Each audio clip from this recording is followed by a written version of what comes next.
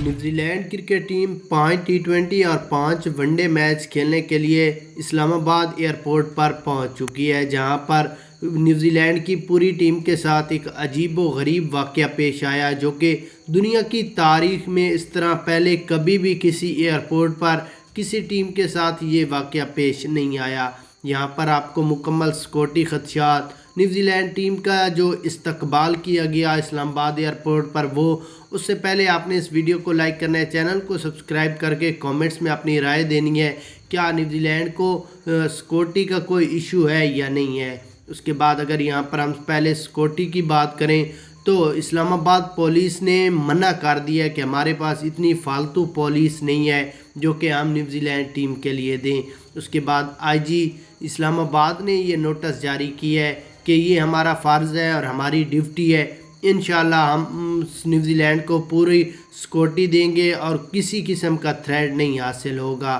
اس کے بعد New Zealand team کی بات کریں تو وہ جب اسلام آباد ایئرپورٹ پر پہنچی تو ان کا پھولوں کی نشاور کے ساتھ ایک پرتپاک استقبال کیا گیا، جو کہ دنیا کی تاریخ میں کسی بھی ٹیم کے ساتھ یہ استقبال نہیں ہوتا۔ اس کے بعد نیوزی لینڈ کھلاڑیوں کا کہنا تھا کہ پاکستان ایک پرامن ملک ہے، یہاں پر کوئی کسی قسم کا خدشات نہیں ہے، اور جو کرکٹ لور ہیں وہ ہم سے اور پاکستانی ٹیم سے بہت پیار کرتے ہیں۔ انشاءاللہ یہ جو لمبی سیریز ہے اس میں آپ کو دیکھنے میں اور ہمیں کھیلنے